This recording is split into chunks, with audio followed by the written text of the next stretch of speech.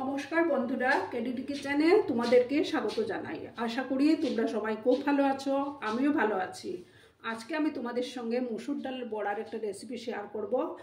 তাহলে দেখতে থাকো আমি কিভাবে সেটা তৈরি করি। তার জন্য আমি 1 কাপ মসুর ডাল ধুয়ে 20 মিনিট রেখে দিয়েছিলাম, তারপর জল ছড়িয়ে নিয়েছি। এবার সেটাকে আমি মিক্সিং জারে দিয়ে দেব। এটার মধ্যে আমি জল কিন্তু মিক্স করব না, এটা মিক্সিং জারের মধ্যে দিয়ে দিলাম। জল ছাড়াই এটা আমি পেস্ট করে নেব, একদম কিন্তু মিহি পেস্ট আমি করব। তার মধ্যে 2টো কাঁচা লঙ্কা দিয়ে দেব, 2টো কাঁচা লঙ্কা আর এই যে আদা কুচি দিয়ে দিলাম। দিয়ে আমি একটা মিহি মানে একদম মিহি করব না, সামান্য একবার কুড়িয়ে নিয়ে চলে আসব। আমি সেটা পেস্ট করে নিয়ে আসলাম। এবার আমি এটার মধ্যে পেঁয়াজ দিয়ে দেব। 2টো পেঁয়াজ আমি কেটে নিয়েছিলাম, সেই পেঁয়াজগুলো দিয়ে দেব।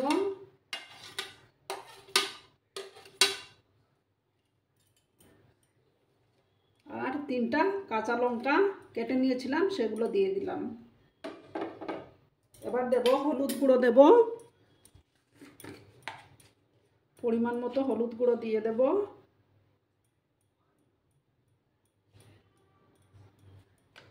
হলুদ গুঁড়ো দিলাম। এবার দেব একটু লঙ্কার গুঁড়ো দেব। তোমরা যে যেরকম ঝাল খেতে পছন্দ করো সেই অনুপাতে দেবে। তারপর নুন দিয়ে দেব,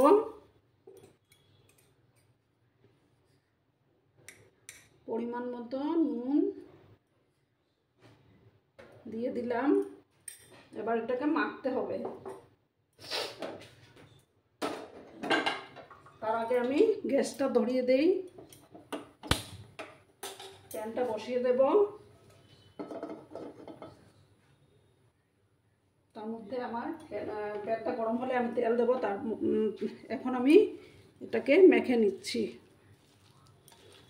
হাত দিয়ে মাখলেই ভালো হয়।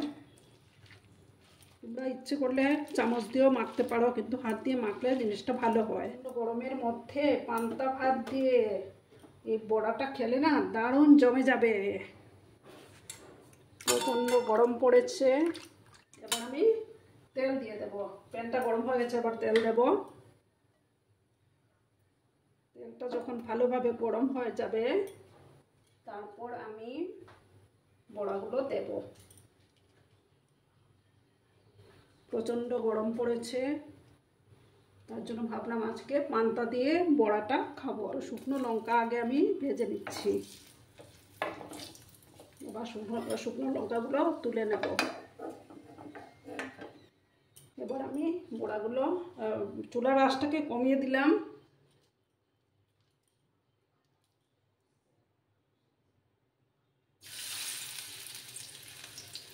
এভাবে একটা একটা করে আমি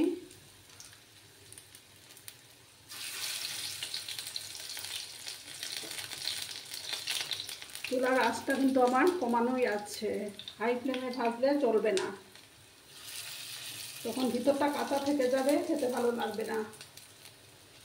আমি একসঙ্গে সবগুলো ভাজবো না, ভালোভাবে এক পাশ হয়ে গেলে আমি অন্য পাশটা উল্টে দেবো। পাশটা ভালো করে হয়ে যাক, তারপর আমি উল্টে দেবো। দেখার শুরুতে তোমরা অবশ্যই একটা লাইক দিও বন্ধুরা। তোমরা অনেক সময় লাইক দিতে ভুলে যাও, একটা লাইক করে দিও। তোমাদের একটা লাইক আমাকে অনেক দূর এগিয়ে নিয়ে যেতে সাহায্য করবে।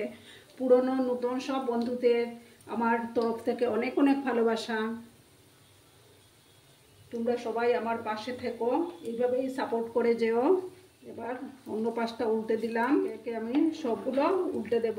বড়া ভাজাগুলো কিন্তু একটু কম আঁচেই ভাজতে হয়, তাহলে মুচমুচে বেশি হয়। আরও কিছুক্ষণ এইভাবে ভাজতে হবে আমাকে, তখন গিয়ে বড়াটা খেতেও ভালো লাগবে।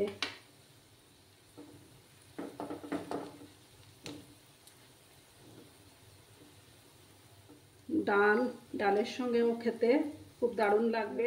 কিছুক্ষণ সময় নিয়ে বড়াগুলো ভাজতে হবে। আরও কিছুক্ষণ এইভাবে ভাজবো আমি। এবার আঁচটাকে সামান্য বাড়িয়ে দিলাম।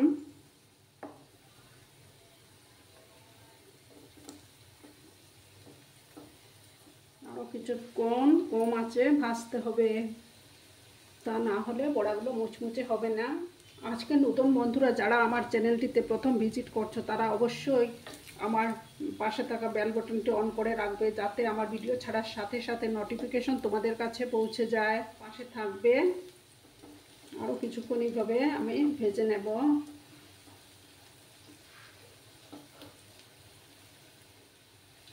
আরও কিছুক্ষণ এইভাবে ভেজে নেব।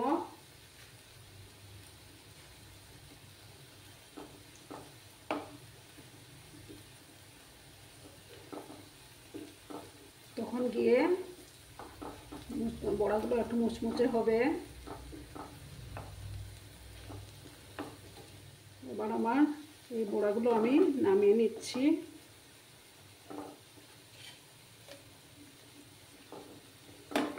এগুলো আমার হয়ে গেছে ভাজা, আমি এবার এগুলো নামিয়ে নেব।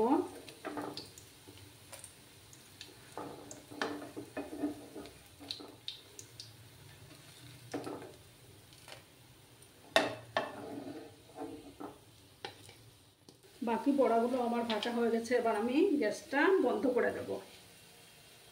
এবার আমি তুলে নিচ্ছি ওগুলো।